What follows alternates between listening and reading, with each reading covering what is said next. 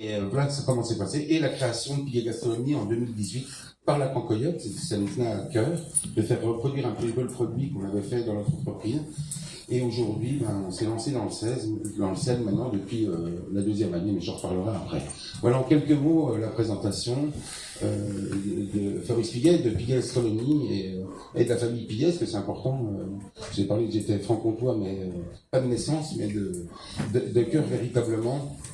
Donc je suis très très fier de représenter notre région en dehors de notre pays de Montbéliard. En l'occurrence, nous étions au salon de l'agriculture pendant 2 jours la semaine dernière, et on a encore quelques beaux projets à Monaco en début d'année, etc., en parlant de la Franche-Comté et du pays de Montbéliard et des urbaines et de notre belle région.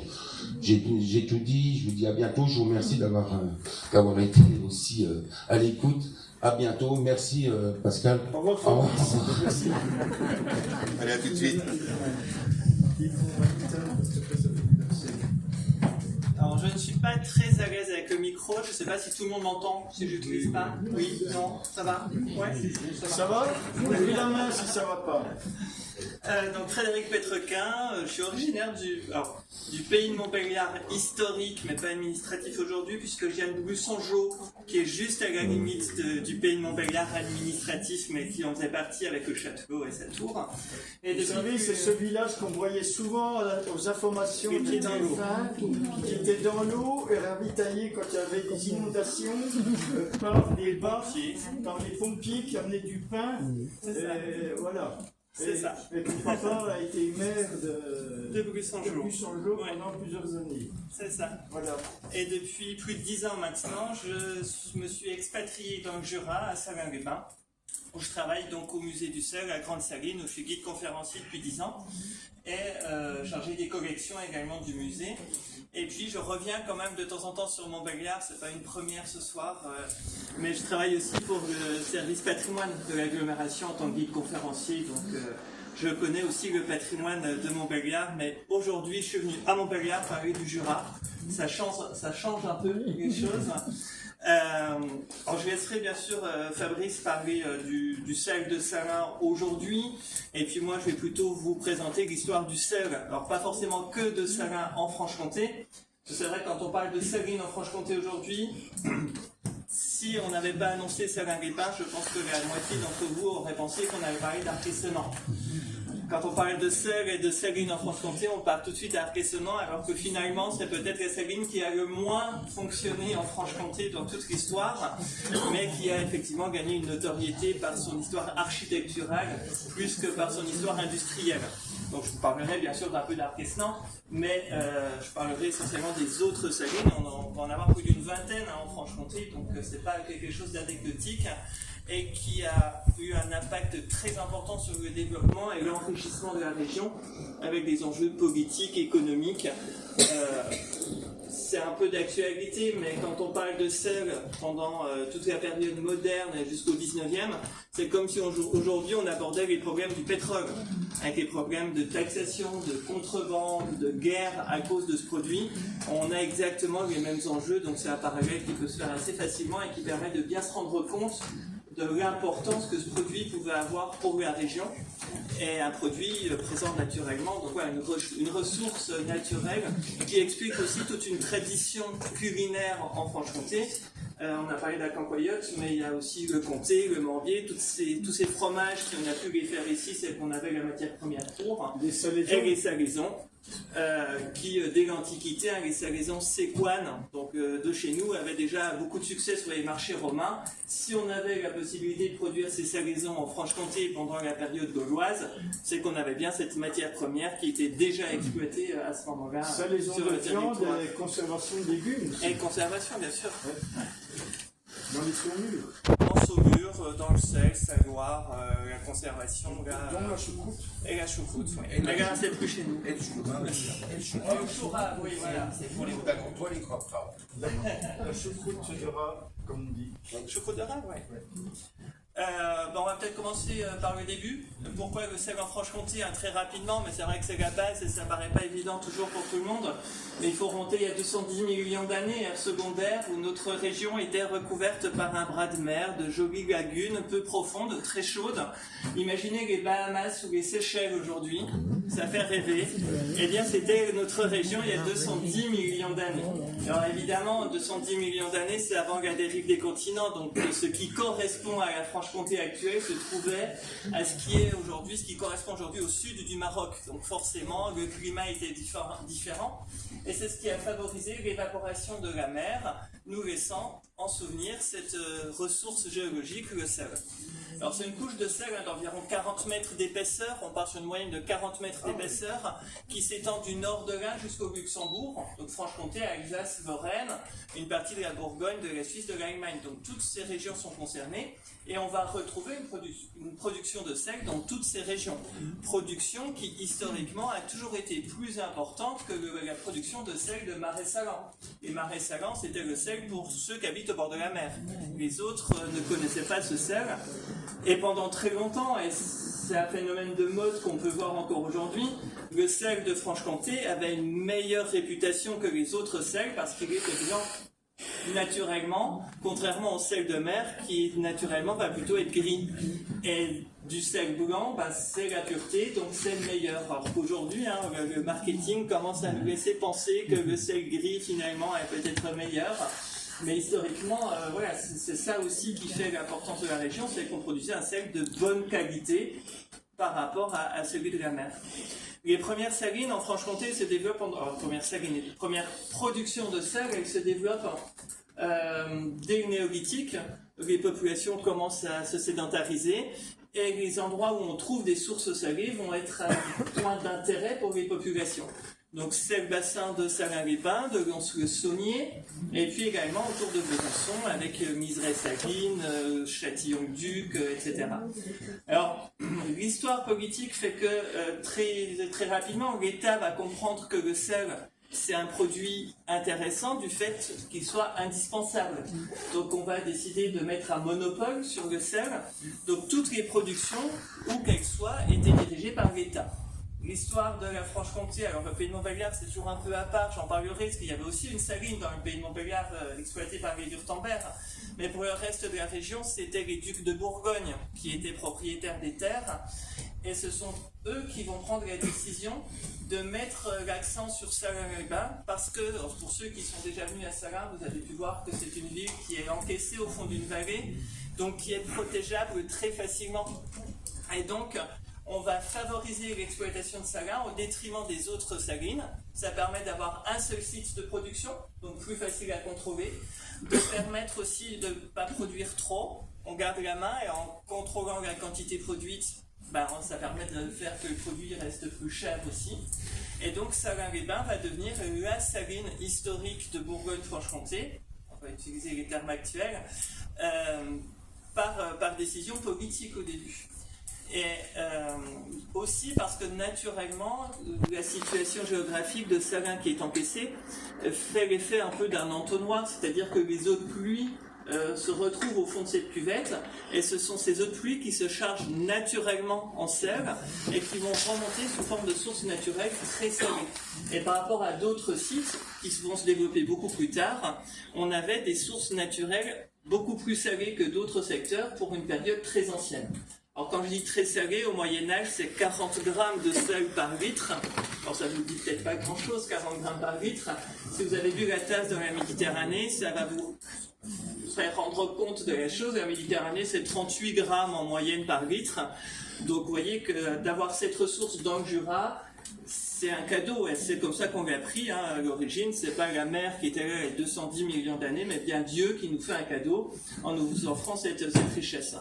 La religion qui va toujours être très présente autour du sel, puisque du fait que le sel conserve les aliments, il éloigne tout ce qui est mauvais. Donc le diable a horreur du sel, un repas de sorcière, c'est un repas sans sel. Donc on va vraiment... oui, alors c'est peut-être pas un repas de sorcière, mais c'est pas un repas très agréable, un repas sans sel. Donc lors du baptême, hein, d'ailleurs, on utilise le sel pour la mettre sur la langue du baptisé pour qu'il soit protégé. Et vous avez tous au moins une fois jeté une petite pincée de sel par-dessus votre épaule gauche en disant « on ne sait jamais, ça nous portera peut-être bonheur ». À l'origine, en faisant ce geste, on pensait être protégé contre les mauvais sorts. Hein. C'était vraiment quelque chose de très important. La seule fois que je l'ai fait, c'est tombé dans les yeux de ma belle-mère. Ah oui, ça a peut-être fonctionné, c'était peut-être le but recherché. Donc voilà, le sel va avoir cette importance économique du fait de l'impôt. Donc cette info, je ne vais pas vous apprendre son nom, mais c'est cette fameuse gabelle mise en place au XIVe siècle. Et ce qu'on apprend un peu moins, c'est que cet impôt du Moyen-Âge va largement déborder, puisque la gabelle a disparu définitivement des textes en France en 1946. C'est pas si vieux que ça. Vous inquiétez pas trop, la TVA fait sa première apparition en 1954. Toutes les entreprises, dans un premier temps, on y allait doucement, mais globalement, le fonctionnement de la gabelle dans les années 40 était exactement le même que la TVA aujourd'hui. Hein. Un pourcentage appliqué sur le prix quand on allait acheter son sel. Il n'y a pas si longtemps que ça, et là, je viens replacer aussi ça dans un contexte beaucoup plus large. C'est pas une spécificité française, hein. Souvent on se plaint en France qu'on est mal loti, mais en Italie, il n'y a pas si longtemps que ça, le sel ne s'achetait pas dans les supermarchés, mais dans les bureaux de tabac, parce qu'il était taxé d'une autre manière que les autres produits. Et si vous allez en Suisse aujourd'hui, en Suisse, chaque canton a un site de production. Alors, il y a un an maintenant, ils ont un peu fusionné, le canton de Bâle et puis le Valais se sont regroupés avec la société Schweitzer-Salinan, mais ils ont un équivalent de la gabelle qui s'appelle la régale, qui est encore en vigueur aujourd'hui. Alors, le système a été assoupli il y a quelques années, mais il y a encore un système législatif autour du commerce du sel en Suisse qui est en place aujourd'hui, qui fait qu'un canton producteur de sel ne peut pas acheter son sel dans un autre canton, sauf exception bien sûr, mais dans la loi c'est quelque chose qui est encore présent aujourd'hui. Donc ça c'est les traces de toute l'histoire qu'il y a pu avoir. Sachant que sel franc-comtois, avant que les Suisses ne se mettent à produire, je surveille, j'ai l'habitude on fait pareil chez nous avec les enfants. Donc je vois ce qui est en train de se passer, tout va bien. La France a longtemps acheté la paix des Suisses, ils n'ont pas été toujours aussi neutres que ça. Grâce au sel franc-comtois, on fournissait du sel aux Suisses très peu cher. Et comme ça, les Suisses nous laissaient tranquilles. Alors, ils avaient déjà le sens du commerce, puisqu'après, ils venaient nous revendre ce sel un peu plus cher. Ouais. Et nous, on leur achetait. Ouais. Je cherchais la logique. Mais ouais, c'est suisse, hein. Les pommes de terre et les frites. Oui, Comment? on voit les C'est patates, suisse. On voit les patates belges et les frites reviennent en France. Donc ouais, on a toute cette organisation autour d'un produit qui aujourd'hui peut paraître banal, mais qui pendant des siècles, finalement, jusque dans les années 30-40, restait un produit essentiel. Sans sel, nous ne pouvions pas vivre, encore aujourd'hui, hein, pour que le corps humain fonctionne, on a besoin de sel, mais avant c'était la conservation des aliments, sans ce produit on ne pouvait rien faire. Et la politique et la géographie de la Franche-Comté vont être aussi déterminées en partie par la production de sel, puisque à Salins-les-Bains, il y a la grande saline qu'on connaît aujourd'hui, mais il y en avait deux salines, il y avait également une petite saline, la ville était coupée en deux bourgs complètement distincts, avec deux salines concurrentes, et qui vont se partager le commerce du sel dans la région. Donc la grande saline avait le droit de vendre son sel dans ce qu'on appelle le pays d'Amont, c'est ce qui correspond au premier plateau aujourd'hui, hein, du Jura et du Doubs, et puis la petite saline en pays d'Aval, donc c'est globalement la vallée du Doubs et puis la Haute-Saône. Et entre ces deux, on avait une route, ni plus ni moins, qui relie Salins-les-Bains à Pont-de-Roide. Et cette route, c'était ni plus ni moins qu'une frontière le long de laquelle il y avait plus d'une centaine de bornes saunières qui délimitaient les deux territoires. Et chaque saline devait produire un type de sel particulier, de ce qu'on appelle des salignons, c'était des pains de sel entre 2 et 3 kilos, qui avaient chacun une forme particulière selon sa zone de vente. Et comme ça, le long des routes, on pouvait contrôler où le sel était vendu et s'il n'y avait pas du sel de contrebande qui était dans une région ou dans une autre. Puisque cette gabelle était un impôt inégal, plus on est loin du site de production, plus le pourcentage de gabelle va être élevé, ce qui va aussi encourager la contrebande, évidemment.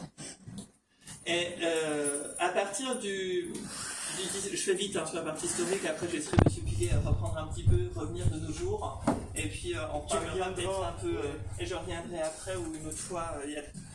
Parce que le sel, on peut faire 2 jours complets si vous voulez sur le sel. Et là, j'essaye de synthétiser. Mais c'est un produit, c'est surtout que c'est un produit de base, quoi.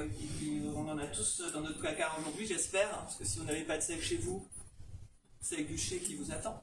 Et oui, vous copinez avec le diable, n'oubliez pas. Et donc, alors ça, la raison première, c'est que si vous n'aviez pas de sel chez vous, c'est que vous ne pouviez pas conserver vos aliments d'une autre manière que par la magie. Et donc, il y a quelque chose qui n'est pas normal. Pourquoi vous n'avez pas de sel chez vous, c'est pas normal. Donc c'est pour ça qu'on va vite faire le rapprochement avec la sorcellerie. Mais au 19e siècle, on va dire que c'est un début et une fin en même temps, puisque 1840, c'est une date très importante pour le sel en France, c'est la fin du monopole d'État. Et à partir de la fin de ce monopole, les sites de production déjà existants vont se privatiser. Donc on va avoir une grande société qui petit à petit va se constituer dans l'est de la France, donc Franche-Comté et Lorraine.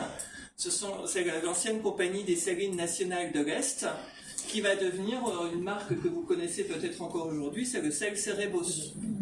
Ah oui. Eh oui, qui a été racheté il y a quelques années par nos concurrents directs, les salins du Midi, la baleine. Avec le petit garçon qui court après l'oiseau. Parce que si on met du sel sur la queue d'un oiseau, on peut l'attraper. Une poule. Oh, un oiseau. En général, c'est un oiseau. Un oiseau, ouais. Parce que c'est quelque chose qui est invérifiable. Donc, parce que le temps qu'on arrive derrière l'oiseau, il est déjà parti.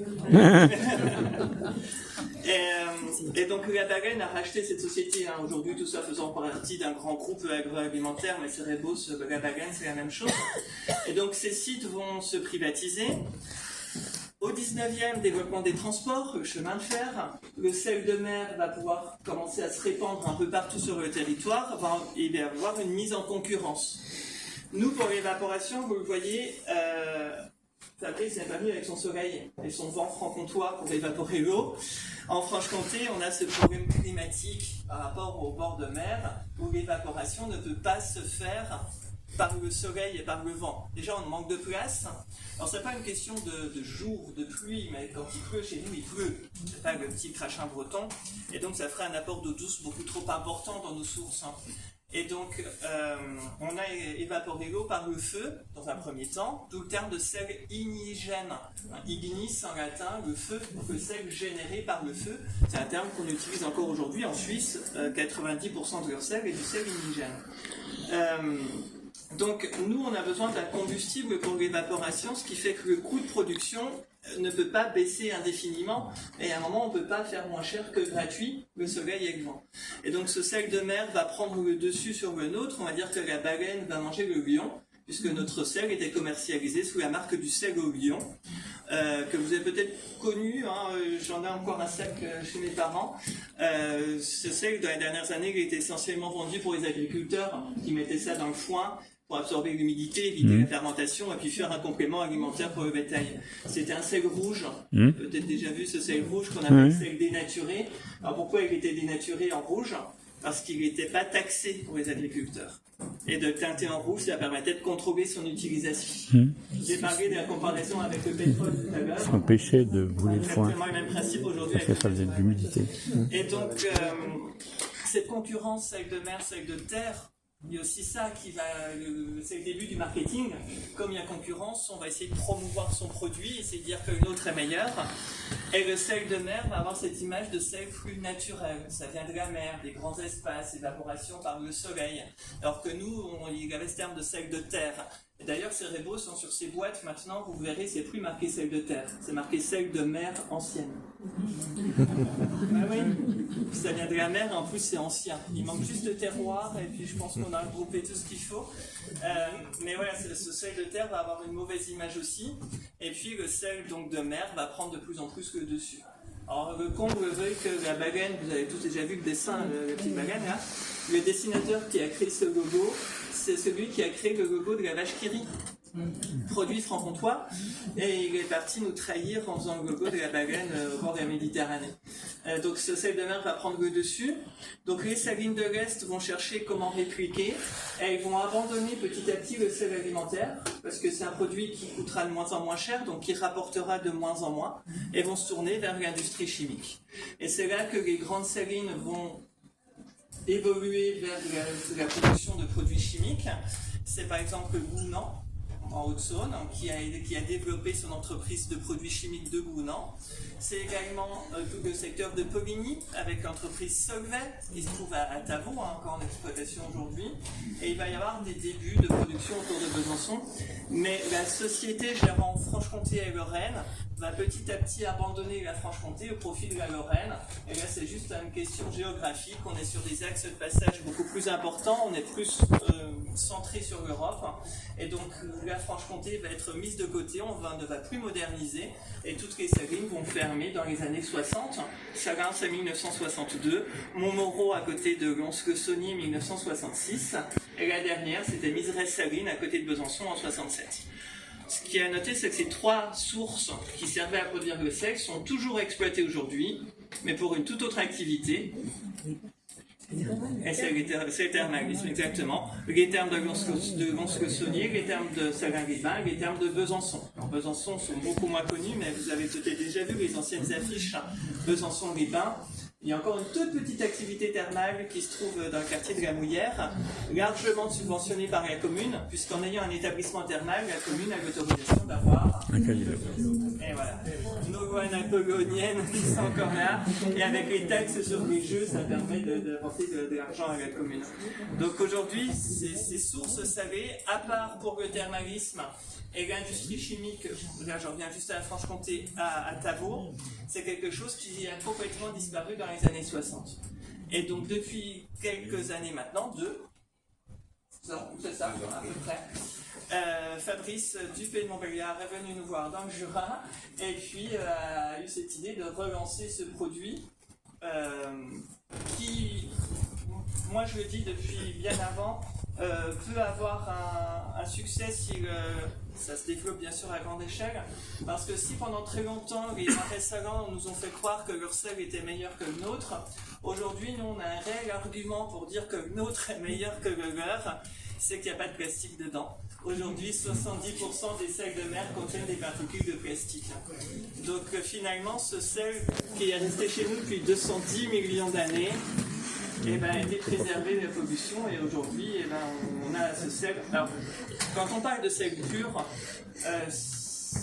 là il faut commencer à faire un peu de français, mais j'en parlerai peut-être un peu plus tard, je vais reposer un peu, et puis je vais laisser Fabrice parler de sa production. Chimiquement, tu ne nous as pas mis le sel. Oui.